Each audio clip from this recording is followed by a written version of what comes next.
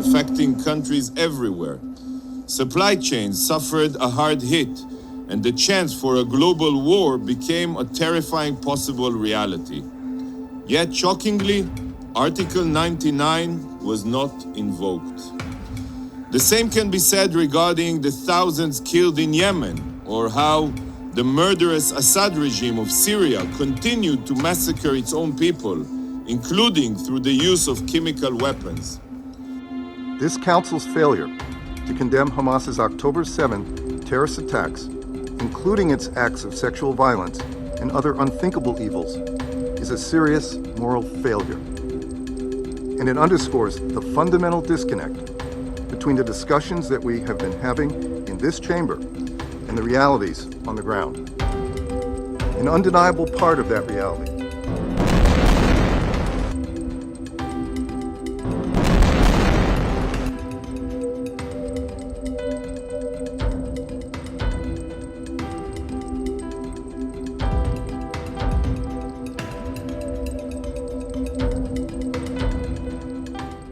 Recently, the world has witnessed brutal wars and bloodshed.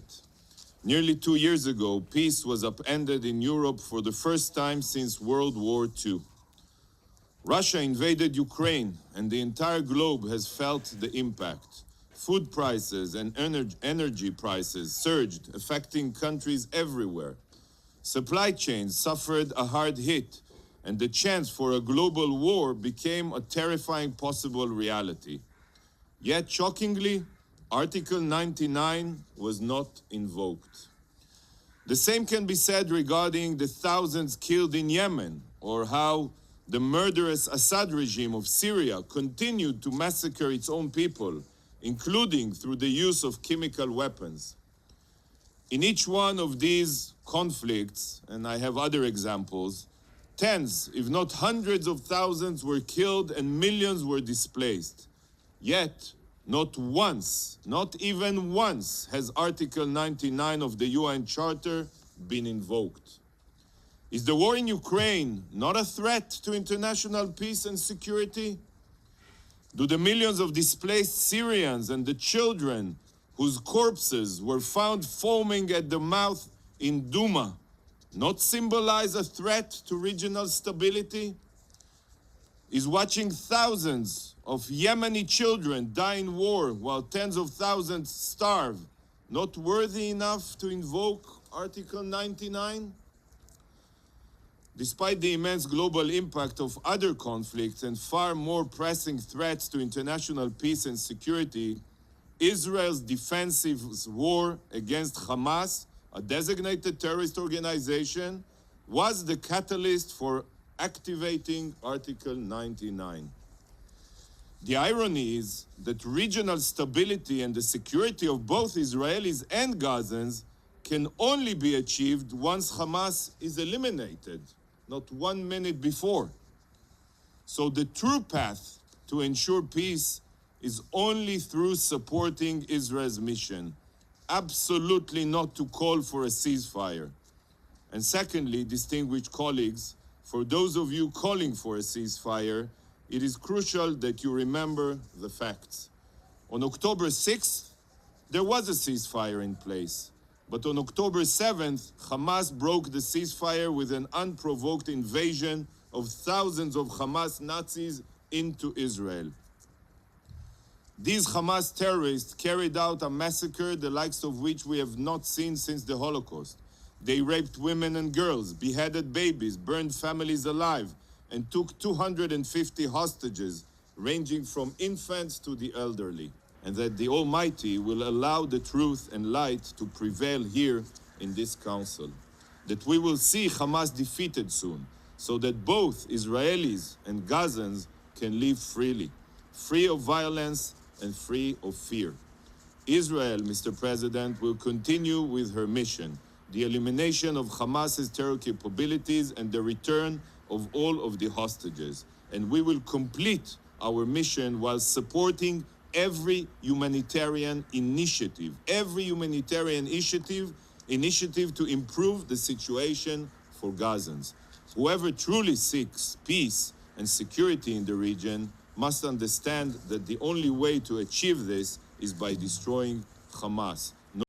This Council's failure to condemn Hamas's October 7 terrorist attacks, including its acts of sexual violence and other unthinkable evils, is a serious moral failure.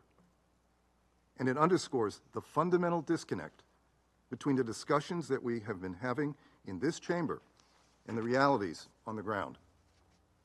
An undeniable part of that reality is that if Israel unilaterally laid down its weapons today, as some member states have called for, Hamas would continue to hold hostages, women and children, elderly men, many of whom, according to survivor accounts, are being subjected to cruel and inhumane treatment.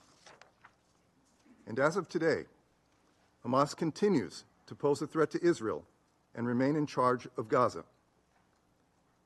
That is not a threat that any one of our governments would allow to continue to remain on our own borders, not after the worst attack on our people in several decades. For that reason, while the United States strongly supports a durable peace in which both Israelis and Palestinians can live in peace and security, we do not support calls for an immediate ceasefire. This would only plant the seeds for the next war, because Hamas has no desire to see a durable peace, to see a two-state solution. Colleagues, I am pained by the suffering that we have witnessed over the last 2 months. Even when we as governments are compelled to take up arms and protect our people from the most heinous acts of terrorism and violence, war is tragic. It is tragic for the families of the hostages who await word on the fate of their loved ones.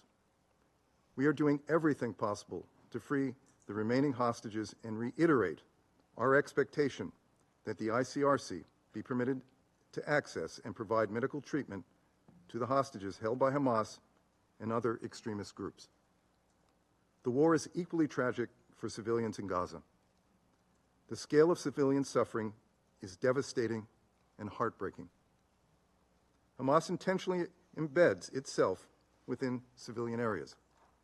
But that does not in any way change the fact that how Israel defends itself matters. We have been unequivocal. Israel must respect international humanitarian law and conduct its operations in a way that minimizes civilian harm. To back up these words and help protect civilians, we have supported establishing a more effective humanitarian deconfliction mechanism with the UN, and we are monitoring its implementation. This is a moral imperative and strategic imperative. You can only win in urban warfare by protecting civilians. In every conversation, we also have underscored that Israel must avoid further mass displacement of civilians in the south of Gaza, many of whom previously fled violence. Civilians must be provided adequate time and opportunity to move, including through corridors that allow people to move safely from defined areas of hostilities. Israel must further ensure sufficient humanitarian support exists for displaced individuals. I wrote to the Security Council invoking Article 99 because we are at a breaking point. There is a high risk of the total collapse of the humanitarian support system in Gaza, which would have devastating consequences. We anticipate that it would result in a complete breakdown of public order and increased pressure for mass displacement into Egypt. I fear the consequences could be devastating for the security of the entire region. We have already seen the spillover in the occupied West Bank, Lebanon, Syria, Iraq, and Yemen. Stay with the Times of India for news breaks, analysis, interviews, and events. We bring you stories from your neighborhood and from across the globe as well. Subscribe to our YouTube channel. Hit the like button and press the bell icon so you don't miss any of our videos.